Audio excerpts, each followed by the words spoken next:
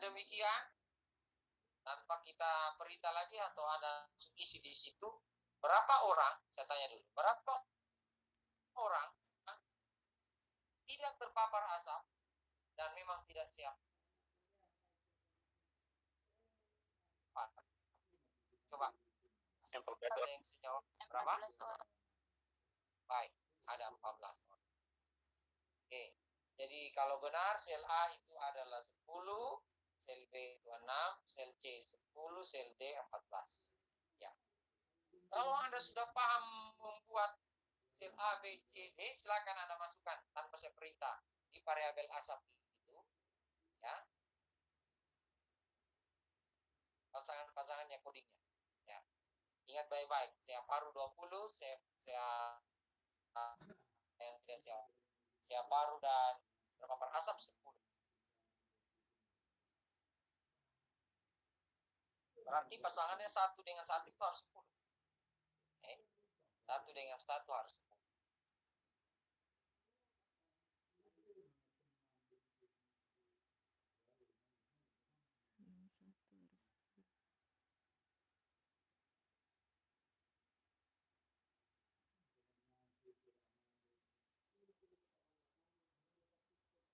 Oke. Pasangan 1 dengan 2 itu juga 10, ya kan?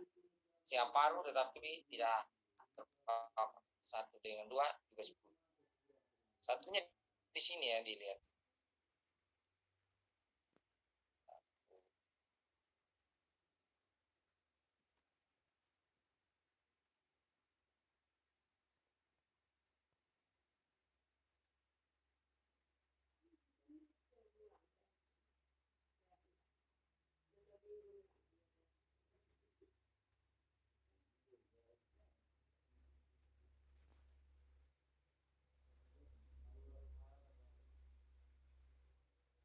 Oke, 1, 2, 10. Sekarang 2, 1, 6. 2 dan 1 jumlahnya 6.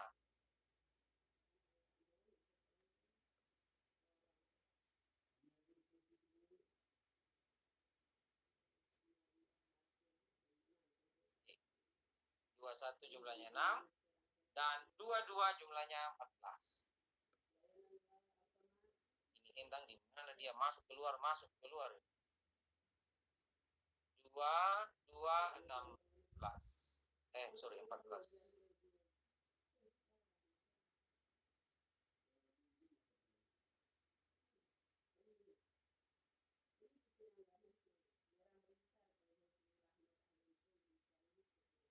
Oke. Nah, sudah lengkap variabel kita. Kita cek. Tidak ada yang kosong. Ingat, analisis data itu juga harus awali dengan pembersihan data. Lihat baik-baik 4 variabel kita ini. Apakah ada yang kosong? Ya, kalau ada yang kosong akan kelihatan. Atau ada salah tulis. Misalnya tulis 3 jadi harusnya 2 tulis 3. Dan kita lihat sudah lumayan bersih ini, tidak ada lagi yang kosong. Ya. Sekarang langkah berikutnya adalah kita mau menganalisis. Ingat baik-baik karena data kita ini adalah data kontingensi, mana tabelnya 2x2 dan kategorikan. Maka yang kita gunakan adalah analyze, descriptive statistik, dan purpose tables. Jangan perhatikan variabel yang lama-lama itu, lihat variabel yang terbaru di bawah, yaitu kejadian kanker paru itu adalah menempati kolom.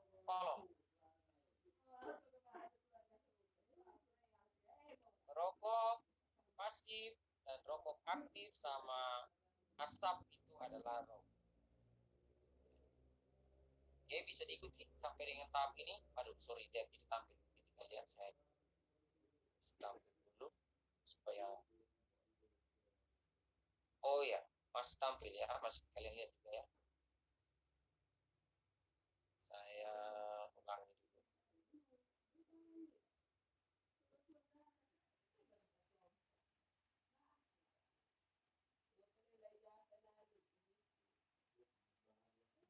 Ya, seperti ini tampil di layar Anda semua juga ini. Bisa ya. Oke. Lalu kita pilih eksaknya, kita tidak usah otak-atik, pilih statistik. Ya. Karena desain kita adalah kasus kontrol, harus ingat kita akan menghitung OR. OR ada di bawah ini, risk. Ya. Klik risk yang ada di bawah ini. Nah, risiko relatif, maksud saya odds ratio dan risiko relatif itu nilainya selalu sepadan dengan X kuadrat. Silakan centang X kuadrat. Karena tiap tabel kontingensi juga itu selalu disertakan dengan koefisien asosiasi, maka kita centang P koefisien. Nah, kategorikal itu biasanya dengan koefisien asosiasi. Oke, sudah. Yang lain itu kita abaikan dan kita continue. Saya ulangi, statistik, X kuadrat, P, Kramers P, dan risk di bawah. Kenapa risk? Ini kan kita mau hitung odds ratio. Odds ratio itu dihitung dengan menggunakan rumus A kali D per B kali C. A kali D per B kali C. Sel A kali sel D dibagi dengan sel beta kali sel Charlie. Oke, continue. Sel jangan lupa kita gunakan X kuadrat dan kita pakai persentase kolom. Karena desain kasus kontrol itu tidak ada di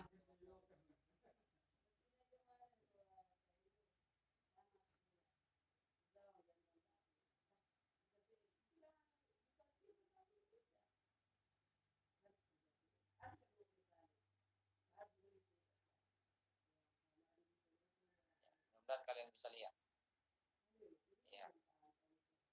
Yang pertama, dia tampilkan perokok. Di sini tertulis case processing summary. Ini adalah kalau ada yang missing, ada yang salah, dia akan munculkan di sini. Karena 0 semua ini, missing 0, 100%, maka dia baikkan. Lihat, variabel pertama, perokok aktif dengan siaparu. Siaparu ada kejadian, ya, dan tidak ada kejadian. 20, sel A 14 tadi, sel B 6, sel C 6, sel D juga 14. Ya, kalau sudah begitu berarti Anda punya tabel benar. Lalu di bagian bawah X kuadrat selalu menampilkan yang sama dengan hasil di bagian paling bawah ini, risk estimate. Ya. Saya mau katakan yang kita pentingkan adalah risk estimate karena OR. Itu bedanya dengan studi yang lain. Epidemiologi ini hanya epidemiologi yang menghitung OR, yang lain tidak. Ya, tidak jarang atau mungkin kalian tidak akan dapatkan di mata kuliah di pembinaan yang lain. Ya. Selalu dia seia sekata dengan X kuadrat. Kalau X kuadrat menyatakan signifikan, hati-hati di bagian bawah pasti signifikan. Contohnya bagaimana? Ya, X kuadrat di sini nilainya ini 0,027. Kenapa saya pakai continue? Karena continue itu kalau kategorikal dia menggunakan rumus X Yates koreksi, yaitu continue koreksi. 0,027 ternyata lebih kecil daripada alfa. Alfa kita adalah 0,05. Maka dia signifikan. Signifikan yang mana? Kalau kita melihat hubungan antara perokok aktif dengan kejadian siapa? Berapa koefisien korelasinya? Keratan hubungannya? Anda perhatikan 40%. Ya. Tidak setengah sih, tapi dia ada 40%. Nah, itu kita abaikan. Tinggalkan X kuadrat, kita pakai risk estimate. Nah, lihat baik-baik. Yang kita perhatikan adalah nilai value. Ini hasil perhitungan. Silakan kalau Anda sudah bikin tabel tadi itu yang 14 tabel perokok aktif itu sel A 14, sel D 14, sel B 6, sel C 6. Jadi kalau mau perhitungannya adalah A kali D per B kali C. Hitung sendiri coba. 14 kali 14 per 6 kali 6. Dapat 5,44. Oke. 5,44 ini adalah nilai odds ratio. Artinya bagaimana? Ya, ada tuntunan jika nilai OR lebih daripada 1, maka variabel itu adalah faktor risiko positif terjadinya siapa. Dengan bagaimana? Dengan peluang 5,4 kali 5,4 kali lebih besar atau lebih berpeluang sehat paru orang yang merokok dibanding dengan yang tidak merokok. Oke, bisakah diikuti ini? Saya ulangi. 5, peluangnya orang terkena siapa pada perokok aktif dibanding dengan perokok yang bukan atau tidak merokok. 5,4 itu diambil dari rumus A kali D per B kali C. 14 kali 14 per 6 kali. Oke? Nah, hati-hati. Menghitung atau menyatakan dia faktor risiko dan juga besarnya, jangan lalaikan atau jangan lupakan ini. Confidence interval upper dan lower. Atau lower dan upper. Confidence 95% confidence interval ini yang sejatinya nilai real. Kalau 5,4 itu ya rumus tadi ya, A kali D per B kali C. Tetap realnya nilainya ada di sini. Bahwa nilai terendahnya itu sebenarnya start dari 1,4 sampai dengan 21. Nilai terendah ini, nilai terendah value. Makanya nilai OR itu selalu harus kita cek confidence intervalnya. Catat atau ingat kalau tidak tercatat. Jika nilai confidence interval ini berjalan atau start dari nilai yang tidak melewati atau tidak dalam atau tidak mencakup angka 1, maka itu faktor atau variabel adalah faktor risiko positif. Contoh perhatikan ini, 1,4 sampai dengan 21 itu kan melewati angka 1. Kalau garis bilangan kan ada 0, 0,1, 0,2, dan 9 baru 1 kan. 1,1, 1,2, 1,3 baru 2 kan. Begitu seterusnya. Nah, 1,4 ini kan tidak melewati angka 1. Dia start di 1,4 sampai dengan 21,5. Tidak melewati angka 1. Angka 1 yang sama maksudnya 1,0. 1,4 ini kan di atas 1,0. Dia tidak melewati angka 1.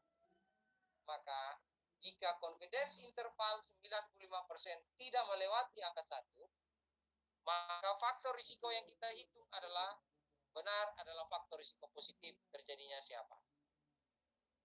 Dengan peluang terjadinya adalah 5,4 kali lebih besar atau lebih berpeluang dia terkena dibanding dengan faktor risiko negatif atau tidak merokok. Ya, orang yang merokok dari data kita 5 kali lebih besar berpeluang sehat paru dibanding yang tidak merokok. Oke. Sampai di sini bisa dipahami? Pertemuan kita kali ini hanya itu, tetapi saya mau tambahkan satu materi, namanya perhitungan atau desain kasus, maksud saya desain kohort atau prospektif. Kalau yang lalu itu adalah retrospektif. Ya. Kalau sekarang ke depan itu prospektif. Ya. Lebih lanjut, variabel kedua, perokok pasif. Perokok pasif kita tadi lihat baik-baik. Sel A 8, sel B 4, sel C 12, sel D 16. Betul kan? Kalau Anda punya betul, berarti akan muncul seperti ini. Kalau Anda masih ngang-ngang, salah-salah ya, yang marah. Silakan latihan. Oke? 8, 4, 12, 12, 16, 28, 20, 20, 40.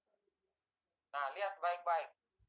Nah, di sini perokok pasif secara Yates koreksi atau X kuadrat yang dikoreksi, nilainya ternyata dia lebih besar daripada alfa. Lebih besar daripada alfa, kita mau menyatakan bahwa tidak ada hubungan atau perokok pasif itu tidak berhubungan atau bukanlah faktor yang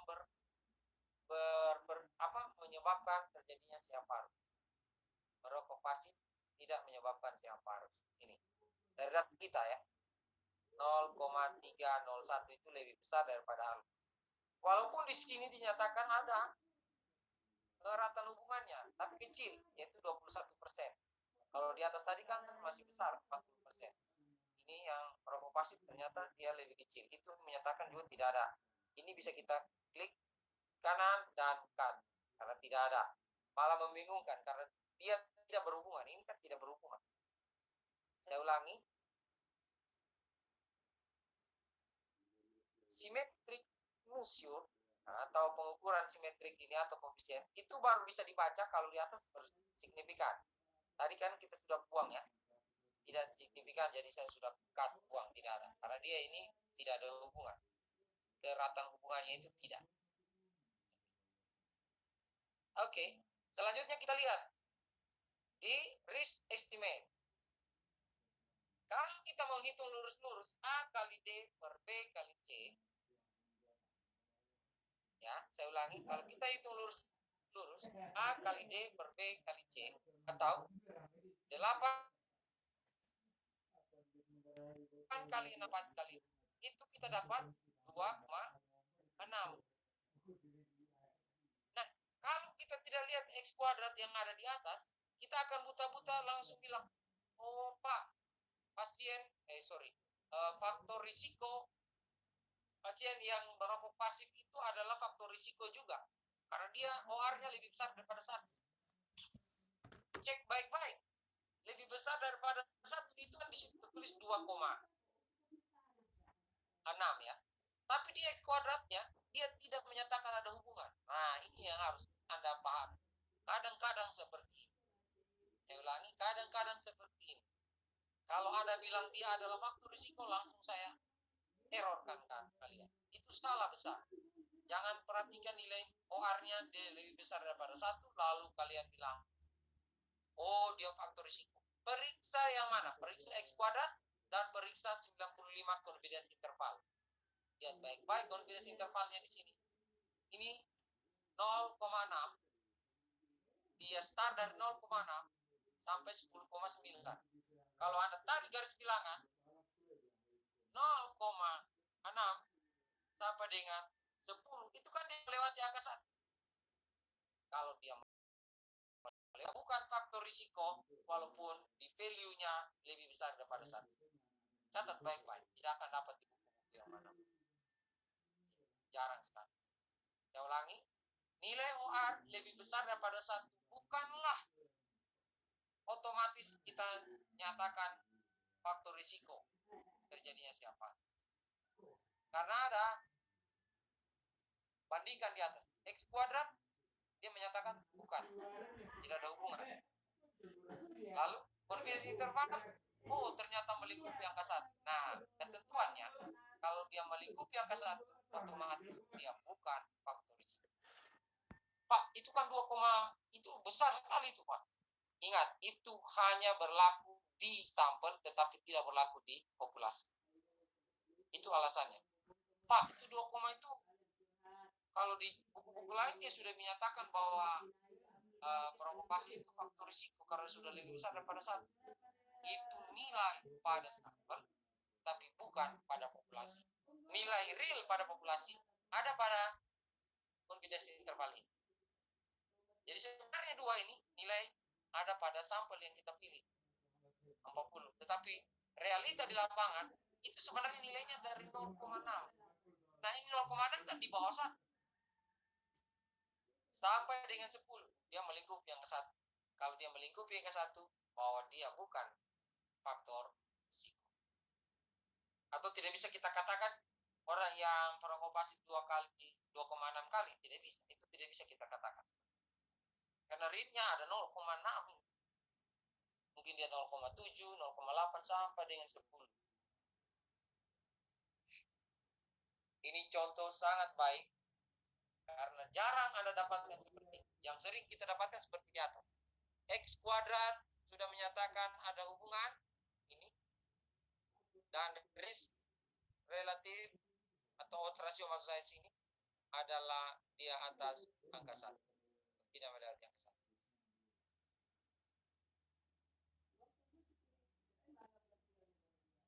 Ya, dari mana dia itu bikin ribut, keluar masuk baik, keluar masuk. Baik, adakah pertanyaan sebelum kita masuk ke variabel yang berikutnya? Jadi jangan mudah percaya ini ya. OR 2,6. Kalau Anda baca-baca buku kan referensinya harus lebih besar daripada 1. Oh, jangan langsung percaya. Yang harus Anda percaya adalah jika value-nya sama dengan nilai yang ada di sini, yaitu tidak melewati angka 1. Ya, tidak melewati angka 1 itu tidak mencakup, atau dia dalam garis bilangan dia tidak lewat, atau tidak melalui. Tidak melalui itu angka 1,09 itu sudah tidak melewati angka 1 karena sudah di atas angka 1. Yang disebut melalui atau mencakup atau melewati itu nilainya 0,9, 0, berapa ya sampai dengan 1,1. Nah, itu dia melewati angka 1. Dan ke atas garis bilangan dan sampai ke bawah garis bilangan itu dia melewati angka 1. Tapi kalau dia tulis itu 2,6 sampai 10 berarti dia tidak lewati angka 1. Dia berpeluang dikatakan faktor risiko terjadinya variabel yang kita amati. Nah, ini dari mana ini Rani? Oke.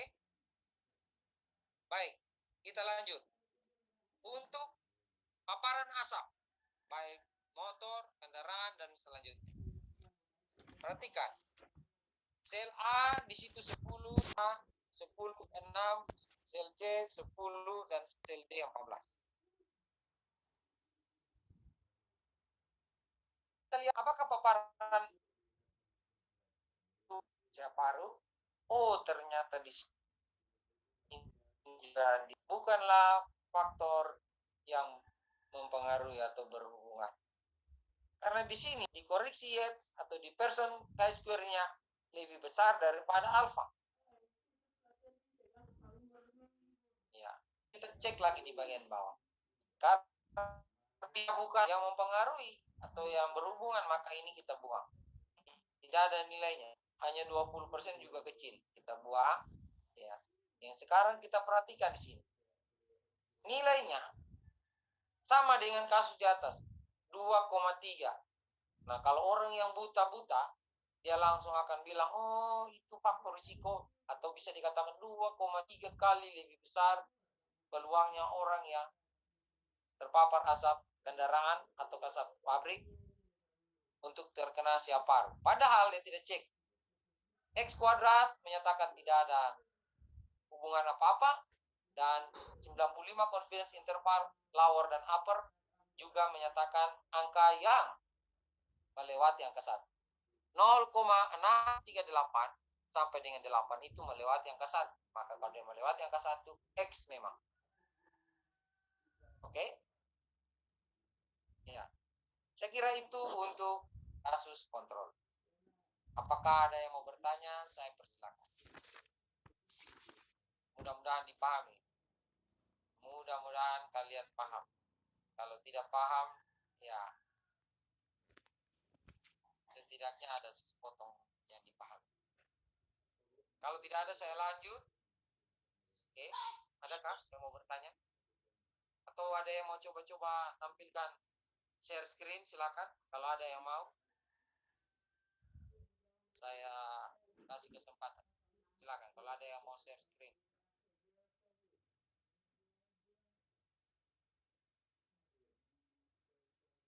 Adakah?